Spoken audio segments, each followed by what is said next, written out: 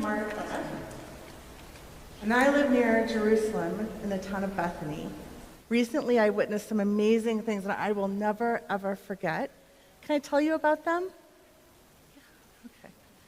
Well, one morning when I was in Jerusalem, I heard a great big commotion outside. And when I ran out to see what was going on, I saw a man riding on a donkey. The crowds of people were all around me. They were cheering and they were yelling. And as he got closer, I could see it was Jesus of Nazareth. I knew who Jesus was. He has done many important and wonderful things. He has healed the sick. He has helped the blind to see. And most importantly, he even raised my brother Lazarus from the dead. Yeah, it's amazing. As Jesus rode through the streets, people started waving their palm branches. Can you wave your palm branches with me? And they spread their robes out onto the road for his path. People were calling him the Messiah, the promised deliverer of our people. And everyone in Israel had been watching and waiting for the Messiah to come. People were also calling him a king. So we put our coats on the road and cut down our palm branches to welcome him. And when Jesus rode by on the donkey, we shouted, "Hosanna! Blessed is the King who comes in the name of the Lord. Hosanna in the highest." There were some religious leaders in the crowd called Pharisees and Sadducees, and they did not like all the noise. They tried to tell everyone, shh, to be quiet, shh. But we couldn't help it. We had to shout our praises to Jesus. And when they asked Jesus to stop us, Jesus answered, "If these people were silent, the rocks would cry out. Even the children could not keep silent." The crowds followed Jesus as he rode into town on a donkey. Would you come with me now? We can create a parade just like they did that day. Like they were following Jesus. And this is John. Nice job. We were good friends of Jesus, and we were with many of the other disciples at the Last Supper, just the night before he was crucified. And we'd like to tell you a story about it. It was during the season of Passover. This is a Jewish holiday that remembers the night in Egypt when Moses sent the last of the plagues. Now Moses was in Egypt trying to convince the Pharaoh to let the people of Israel out of slavery. So he sent 7 plagues, the last one being an angel of death, which came down and killed the firstborn of every household. But Moses had the Jewish people take the blood of a sacrificed lamb and paint it over their doorways. That night, when the angel of death came, it passed over those houses. And that's how the holiday got its name, because the houses were passed over. Now, Passover is one of the most important Jewish holidays because it reminds us of the faithfulness of God and of the salvation and freedom that God brought to our ancestors. This year, Jesus had asked Peter and I to help prepare the Passover meal for all of the disciples. This meal includes special bread, unleavened bread, special wine, and bitter herbs. Everything is related to the Passover story, and this is how the story gets passed down through the generations. As the families gather for the Passover each year, they go through the story as the meal takes place. Each item served and the way it's served relates to part of the story of Moses in Egypt. This ritual is very important to the Jewish people. So that's what we did, and when we had everything ready, then Jesus and the other disciples arrived, and the feast began. Now, celebrating Passover is always a very special occasion, but that night, Jesus did something different, something that we will never forget. During the meal, Jesus took a loaf of bread, and he held it up, broke it, and said, "This is my body, which is given for you. Take and eat." Now, we all thought that was a strange thing to say, that the bread was his body, but before we could give it too much thought, he said something else strange. He took the chalice of wine, and he held it up, gave thanks to God, and said, "This cup is the new covenant of my blood, which will be poured out for you. Take and drink."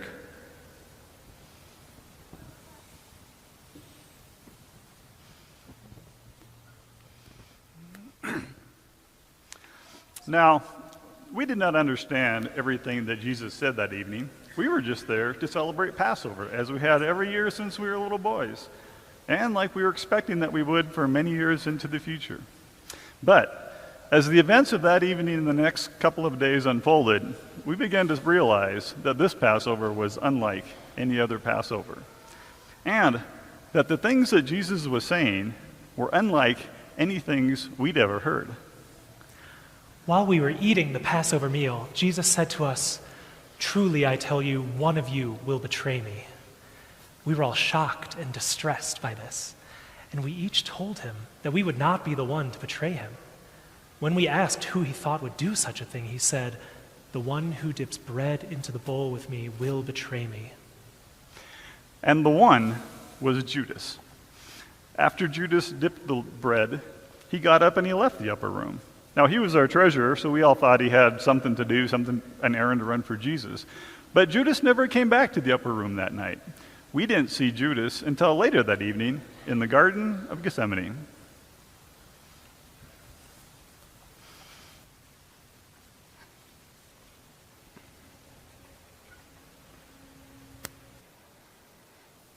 My name is James.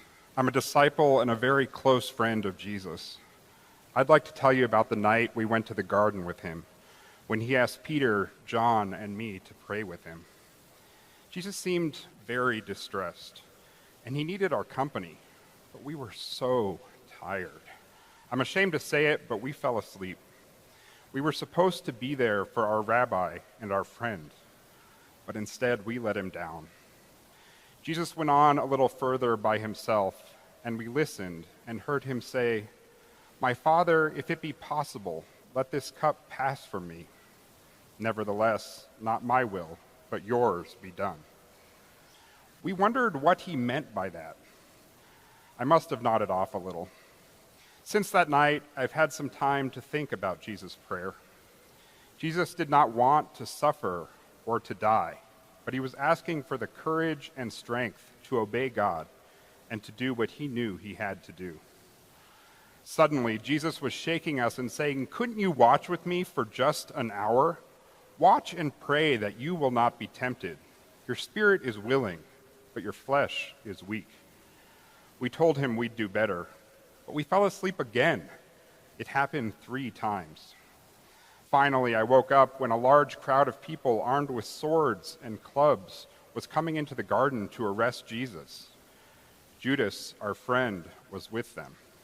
We realized that they had been sent by the chief priests and the elders of the people. Judas was a betrayer. He had arranged a signal with them. "The one I kiss is the man. Arrest him." Going to Jesus, Judas said, "Greetings, Rabbi," and kissed him. Then the crowds came forward, they seized Jesus and arrested him. Peter, our friend, tried to stop them. He took a sword and cut off the ear of the high priest's servant named Malchus. But Jesus told him very sternly, "Peter, put up your blade." And Jesus, filled with compassion, reached out and healed the man's ear. Then the soldiers came forward and seized Jesus and led him away. I'm ashamed to say it, but we all ran away.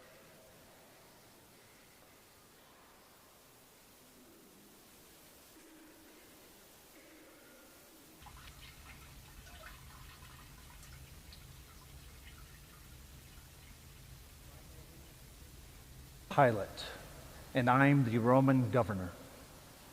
This is my palace. Let me tell you what happened to me, something that greatly upset me. Early one morning, the chief priests and scribes brought a man named Jesus and handed him over to me. So I asked them, "What charge do you bring against this man?"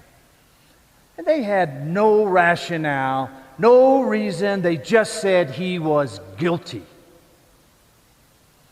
I told them to take him and judge him according to their own laws. They responded, "We cannot execute, but Rome can." So I spoke to Jesus directly. I asked him, "Are you the king of the Jews?" Jesus said, "Yes, it is as you say." Later he said, My kingdom is not of this world. I told the Jewish leaders that I could find no crime in this man, but they threw a fit. They said, he stirs up people all over Judea with his teaching. He opposes the payment of taxes to Caesar. He claims to be a king, and he must be put to death.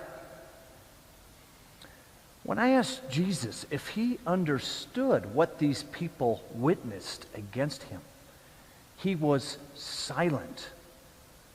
I was amazed that he did not defend himself. I told them, you have presented this man as one that perverts the people. I examined him and found no fault in him. I cannot sentence him. He is innocent. I will whip him and let him go. Will that satisfy you? And they all answered, no. I decided to keep our annual custom of releasing a prisoner. I took Jesus outside to face the people. Another criminal, a murderer named Barabbas, was also brought out. I thought the crowds would surely call for Jesus' release, not the release of a dangerous criminal like Barabbas. But when I asked the crowds, whom shall I release, Barabbas or Jesus? The crowds shouted, Barabbas! Barabbas! So I said to the crowd, what should we do with Jesus? And everyone shouted, crucify him! Crucify him! I could do nothing. I was afraid a riot was about to break out. So, I washed my hands of his blood. I am innocent. He is their responsibility. He's out of my way. The people answered me, his blood be on us and on our children. Then I released Barabbas. I had Jesus flogged with this whip and handed Jesus over to be crucified. The soldiers took Jesus to the courtyard, clothed him in a purple robe, mocked him as a false king, and made Jesus suffer. In their final act of humiliation, they took this crown of thorns, and at first they placed it gently on his head. Then one of the guards pressed down firmly so the thorns punctured his head, and I could see blood begin to trickle down Jesus' face. The soldiers mocked him. They called out to him, "Hail, King of the Jews!" They struck his head, they spit on him, and pretended to worship him. Then they led him out to crucify him. I am a centurion, a Roman soldier. I am a leader of men who fight. I have seen men die as cowards, and I have seen men die heroically. But I've never experienced anything with the power to what happened to this man, this gentle man, Jesus of Nazareth. I watched Jesus carry the cross through the streets of Jerusalem, up here to the place they call Golgotha, which means the place of the skull. He was so weak. I had my soldiers grab a man from the streets to help Jesus carry that cross, Simon of Cyrene. He helped Jesus carry that cross up to this place. Jesus was nailed to this cross between two thieves. After a while, one of the thieves shouted down to me, "This man has done nothing wrong. Why?" And then he said to Jesus, "Jesus, remember me when you come into your kingdom." And Jesus answered, I tell you the truth. Today you will be with me in paradise. Even while dying, this man was thinking of others. My soldiers became bored, so they started playing a dice game at the cross for Jesus' clothes. And I remember that Jesus then lifted his head to the heavens and said, "Father, forgive them. They know not what they do." In all my years of service in Pilate's guard, I have never heard anyone ask their God to forgive the ones who were executing him. What compassion this Jesus had. Suddenly it grew dark. 1 second it was light, and then the next it was cold, and the sun was blotted out. And it stayed dark. And out of the darkness, like the roar of a lion, Jesus said, "It is finished." It did not sound to me that Jesus was giving up. It sounded to me like he had accomplished his mission. And at that same moment, the earth shook. The rocks were split. There was no denying that something important was happening. My soldiers and I were terrified. I thought the end of the world had come. And I looked up at this man who was now at peace, and I said, "Surely this was a righteous man. He is the Son of God." A man named Joseph of Arimathea, a follower of Jesus, was given permission by Pilate to take the body. And as I walked away and left my men to finish their job, I thought to myself, this man, this Jesus, has changed the world forever.